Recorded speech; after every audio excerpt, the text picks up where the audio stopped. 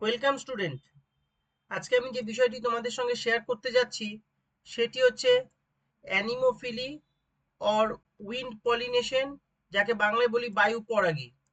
অর্থাৎ বায়ু পরাগ সংযোগ কি বা বায়ু পরাগী ফুল কি। বায়ুর মাধ্যমে যে পদ্ধতিতে বায়ুর মাধ্যমে বা বায়ু বাহক হিসাবে ব্যবহৃত হয় এমন পরাগ সংযোগকে আমরা বলি বায়ু পরাগী পরাগ সংযোগ বা বায়ু পরাগী পরাগযোগ। আর যে সকল ফুলে বায়ু পরাগী পরাগযোগ দেখা যায় তাদেরকে বায়ু পরাগী ফুল বলি। অর্থাৎ বায়ু পরাগী পরাগযোগ আর বায়ু পরাগী ফুল দুটোর মধ্যে একটু পার্থক্য আছে। অ্যানিমোফিলি অর উইন্ড পলিনেটেড ফ্লাওয়ার হচ্ছে সেই সকল ফ্লাওয়ার যারা বায়ুর মাধ্যমে পরাগ সংযোগ সম্পন্ন করে। বায়ু হচ্ছে কি বাহক হিসাবে কাজ করে। আর বায়ু যে সকল ফুলে বাহক হিসাবে কাজ করে ইতর পরাগযোগের ক্ষেত্রে তাদেরকে আমরা বলছি বায়ু পরাগী ফুল। আর সেই পদ্ধতিতে যে পদ্ধতিতে বায়ুকে ব্যবহার করা হচ্ছে পরাগ সংযোগের জন্য সেই পদ্ধতিকে আমরা বলছি বায়ু পরাগী পরাগযোগ বা পরাগ সংযোগ। তাই দুটোর মধ্যে একটু পার্থক্য আছে। আশা করি তোমরা বিষয়টা বুঝতে পারলে। আচ্ছা, আজকের এই বিষয়টি কাদের জন্য খুব গুরুত্বপূর্ণ?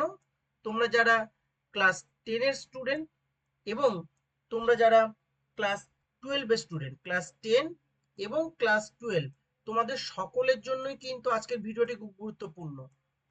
আচ্ছা, এছাড়াও তোমরা যারা নিটের জন্য প্রস্তুতি নিচ্ছ তোমাদেরও কিন্তু খুব গুরুত্বপূর্ণ। বিশেষ করে পরাগ বায়ু বায়ুর মাধ্যমে পরাগ সংযোগ করে এমন ফুলের যে বৈশিষ্ট্য আছে, আমি পরের স্লাইডে আলোচনা করব, সেগুলি কিন্তু খুব গুরুত্বপূর্ণ। ওকে। আচ্ছা, এই ভিডিও সংক্রান্ত তোমাদের যদি কোনো প্রশ্ন থাকে তোমরা কমেন্ট বক্সে এসে প্রশ্ন করবে, আমি তোমাদের প্রত্যেকেরই উত্তর দিয়ে দেবো। তাহলে এবার এই ভিডিওটি বিস্তরভাবে শুরু করা যাক। দেখো, ইতর যোগ বা ইতর পরাগযোগ কোনো বাহ্যিক প্রতিনিধির সাহায্যে সংঘটিত হয়। অর্থাৎ কোনো না কোনো এজেন্টের প্রয়োজন হয়। এজেন্ট ছাড়া অর্থাৎ বায়ু পরাগী বা ইতর পরাগযোগের যে বাহ্যিক প্রতিনিধির সাহায্যে ঘটে তাদেরকে আমরা কি বলছি? বাহক বা এজেন্ট। সেটা বায়ু হতে পারে, জল হতে পারে, পতঙ্গ হতে পারে, পাখি হতে পারে, এমনকি আমরাও হতে পারি, আমাদের মাধ্যমেও হয়ে থাকে। অর্থাৎ ইতর পরাগযোগ কোনো বাহ্যিক প্রতিনিধির সাহায্যে সংঘটিত হয়। এদের আমরা বাহক বা এজেন্টস হিসাবে অভিহিত করি। আর এই এজেন্ট কি হতে পারে? দু রকমের হতে পারে। এজেন্ট ক রকমের হতে পারে? দু রকমের। কি কি? একটা হচ্ছে আবায়োটিক কম্পোনেন্ট, আবায়োটিক এজেন্ট, আর একটা হচ্ছে কি বায়োটিক এজেন্ট। তাহলে আমি যে বিষয়টা বলতে চাইলাম, এই যে পরাগ সংযোগ, এই পরাগ সংযোগ মানে ইতর পরাগ সংযোগের ক্ষেত্রে যে এজেন্টগুলি রয়েছে সেটা কি হতে পারে? সেটা হতে পারে কি আবায়োটিক প্রকৃতির হতে পারে, অথবা কি হতে পারে বায়োটিক প্রকৃতির। অর্থাৎ হতে পারে জীবজাত বা হতে পারে তোমার কি অজীবজাত। এটা হচ্ছে কি অজীবজাত আর এটা হচ্ছে কি জীবজাত বাহক হতে পারে। এবার দেখো, আবায়োটিক যে এজেন্টস গুলি আছে তার মধ্যে কি বায়ু পড়ছে, জল আছে। আর বায়োটিক যে এজেন্টস গুলি আছে তার মধ্যে কি আছে? পাখি আছে, পতঙ্গ আছে, শামুক আছে, বাদুড় আছে, বিভিন্ন বায়োটিক এজেন্টস রয়েছে। তাহলে এক ধারে যেমন আবায়োটিক এজেন্টস আছে ইতর পরাগ যোগে সাহায্য করার জন্য, তেমনি বায়োটিক এজেন্টসও আছে। তাহলে আমরা বলো তো দেখি, নিশ্চয়ই তোমরা বুঝতেই পারছো এই যে বায়ু, এটা কার মধ্যে পড়বে? একটু আগে বললাম কি অজীবজাত বাহকের মধ্যে পড়বে। বাংলায় যদি বলি আমরা সেটাকে এটাই বলবো। আর যদি ইংরেজিতে বলি কি বলবো? Abiotic agents. Here is a abiotic agents which is help in cross pollinations in some flowers. Okay. তাহলে সব ফুলের পরাগযোগ বা যেসব ফুলের, হ্যাঁ এখানে একটা যেটা উঠে মানে প্রিন্টিং মিস্টেক হয়েছে, এখানে একটা যে কথাটা লাগিয়ে দিতে হবে, কেমন মানে ইউজ করতে হবে। আচ্ছা, যেসব ফুলের পরাগযোগ বায়ুর মাধ্যমে হয় তাদেরকে আমরা কি বলছি? বায়ু পরাগী ফুল। যেটা একটু আগেই আমি বেশ বেশ কয়েকবার ইউজ করেছি বিষয়টা আর কি। এবং এই প্রকার ইতর পরাগযোগকে, তাহলে বায়ু পরাগী ফুল হচ্ছে যে সকল ফুলে বায়ুর মাধ্যমে পরাগযোগ হচ্ছে। আর এই প্রকারের ইতর পরাগযোগকে আমরা কি বলছি? উইন্ড পলিনেশন অর অ্যানিমোফিলি বা বায়ু পরাগী পরাগযোগ। তাহলে দুটো বিষয় আমি কিন্তু প্রথম থেকেই তোমাদের বলে আসছি, বায়ু পরাগী ফুল আর বায়ু পরাগী পরাগযোগ। যেটা দেখো এখানে আমার লেখা রয়েছে বায়ু পরাগী ফুল কেমন, বায়ু পরাগী ফুল। আর একটা যেটা একটু আগে আমি কি বললাম, বায়ু পরাগী পরাগযোগ, বিষয় দুটো কি, এই যে এই বায়ুর মাধ্যমে যে ইতর পরাগযোগটা হচ্ছে, সেই ইতর পরাগযোগকে আমরা কি বলছি, বায়ু পরাগী পরাগযোগ। আর যে সকল ফুলের মধ্যে এই ঘটনাটা ঘটছে তাকে আমরা বলছি বায়ু পরাগী ফুল। আশা করি বিষয়টা ক্লিয়ার হলো। Anemophily or wind pollination is a form of pollination where by pollen is distributed by wind. Okay, almost all gymnosperms are anemophilous. Almost all gymnosperms are anemophilous, as are many plants in the order Poelis. Poelis হচ্ছে কি একটা order, কিসের order, অ্যাঞ্জিওস্পার্মের order, এটা কিন্তু অ্যাঞ্জিওস্পার্মের monocot order. Okay, including grasses, সেজেস and rushes, these all are wind pollinated plants. Okay, approximately 12% of plant across the global, across the globe, across the globe or global area, that means গোটা বিশ্বে যেটাকে আমরা বোঝাই আর কি, global area or globe, approximately 12% of plants across the globe are pollinated by anemophily। তার মানে বুঝতেই পারছো ম্যাক্সিমাম যে প্ল্যান্ট সেটা বেশিরভাগটা হচ্ছে কি উইন্ড পলিনেটেড। আরো অনেক রকমের আছে, আমরা পরে পরে বিভিন্ন ভিডিও পোস্ট করব, হাইড্রোফিলি আছে, অ্যানিমোফিলি, বিভিন্ন রকম আছে, আমরা আলোচনা করবো আস্তে আস্তে আর কি। যাই হোক, তার মধ্যে 12% হচ্ছে কি না উইন্ড পলিনেটেড অর অ্যানিমোফিলি।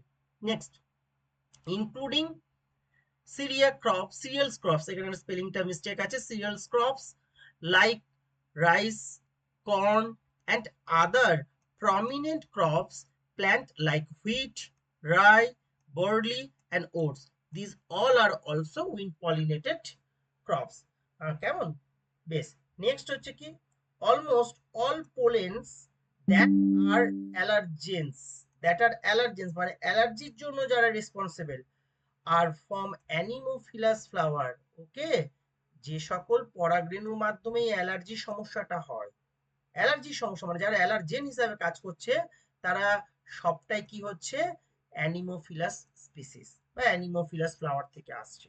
ওকে, কারণ উইন্ডের মাধ্যমেই তো স্প্রেড করছে বলে আমরা নিঃশ্বাসের মাধ্যমে আমাদের শরীরে ঢুকছে আর কি। আমরা এবার নেক্সট যে ভিডিও, এই ভিডিও যেটা নেক্সট স্লাইড আছে সেটাতে আমরা লক্ষ্য করি কি আছে। একটু আগে আমি বললাম যে কি বায়ুপরাগী ফুলের বেশ কিছু বৈশিষ্ট্য আছে, আমি ছোট্ট ছোট্ট ইংরেজিতে লিখেছি, আশা করি তোমাদের কোনো সমস্যা হবে না, বাংলাও আমি বলে দেব।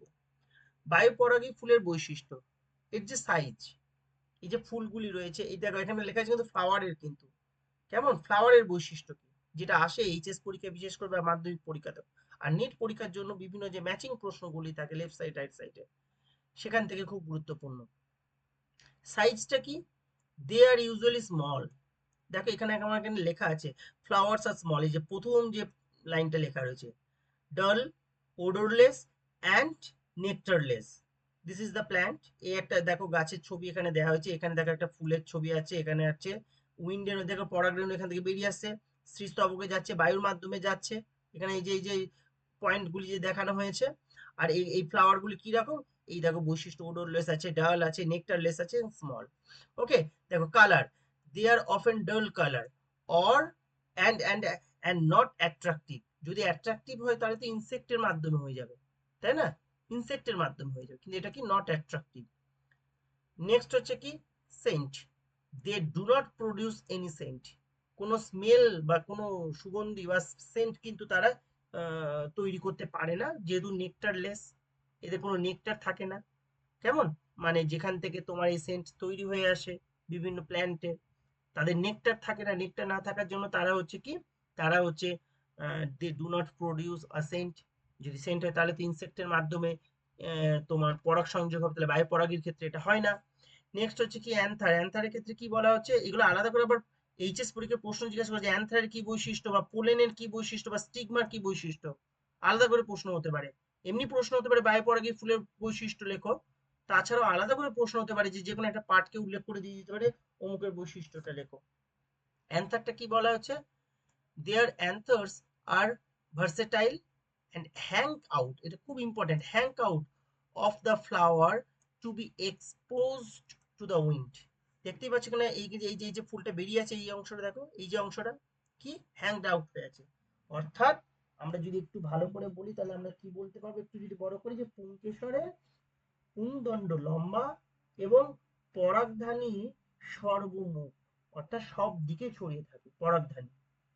অর্থাৎ পরাগধানীর মধ্যভাগে পুংদণ্ড থাকায় তা ফুলের বাইরে মুক্তভাবে বেরিয়ে থাকে বা মুক্তভাবে বাইরের দিকে দুলে থাকতে পারে। কেমন? যার জন্য কি হবে, যে উইন্ডের মাধ্যমে পরাগধানী থেকে পরাগরেণু বেরিয়ে স্প্রেড করতে পারে। ওকে, নেক্সট যে পয়েন্টটা আমরা কি দেখতে পাচ্ছি, পোলেনের জন্য মানে পরাগরেণু ক্ষেত্রে, they produce a large amount of pollen to to compensate for the amount of pollens that is wasted by the wind. Okay, অর্থাৎ পরাগরেণুগুলি কি হচ্ছে, ক্ষুদ্র, শুষ্ক, হালকা ও মসৃণ প্রকৃতির হয়, যেটা এখানে যদি উল্লেখ করা নেই আমি বলে দিচ্ছি।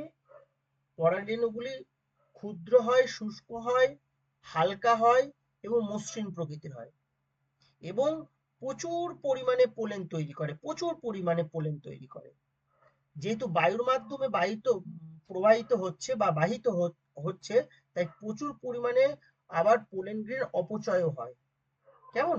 আচ্ছা, এখানে আরেকটা কথা মনে রাখতে হবে যেটা এখানে উল্লেখ করা নেই, যেহেতু উইন্ড পলিনেটেড, তাই পোলেন গ্রেনকে কি করতে হবে, পোলেন গ্রেনকে তোমার এক জায়গা থেকে আরেক জায়গায় উড়ে যেতে হবে বাতাসের মাধ্যমে। তাই এই পোলেন গ্রেনগুলি হচ্ছে কি উইংড, অর্থাৎ অর্থাৎ উইং থাকে। তাই পোলেন গ্রেনটা এখানে একটা পয়েন্ট তোমরা একটু অ্যাড করে নেবে, যেটা না লিখলেই নয়, যে এরা হচ্ছে কি না উইং। যেহেতু এটা বাতাসের মাধ্যমে উড়ে যাচ্ছে, তাই এক জায়গা থেকে আরেক জায়গায় যাওয়ার জন্য এদের যে উইং রয়েছে, উইং সেপ্ট হয়, উইং থাকে। এই উইং থাকার জন্য কি হচ্ছে, তারা এক জায়গা থেকে আরেক জায়গায় সরি এক জায়গা থেকে আরেক জায়গায় ইজিলি কি করতে পারে, বাতাসের মাধ্যমে যেতে পারে। এই যে স্টিগমাটা রয়েছে, এই স্টিগমাটা কি আছে, দেয়ার স্টিগমা মানে হচ্ছে গর্ভমুণ্ড। Stigma is very elaborate and is often bifid and feathery. অর্থাৎ এই যে গর্ভমুণ্ড রয়েছে সেটা কি, এটা ইলাবোরেট হয়, এটা প্রশস্ত হয় যাতে, এবং ফিদারি হয় মানে কি রোমশযুক্ত হয়।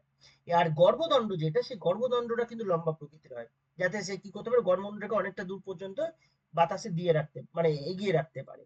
তাহলে গর্ভদণ্ড লম্বা হচ্ছে, গর্ভমুণ্ড অনেক সময় কখনো কখনো কি হয় শাখাযুক্ত হতে পারে, যাতে সহজে কি হতে পারে, বায়ুকে ধরতে পারে আর কি, এবং কি হচ্ছে ফেদারি হচ্ছে।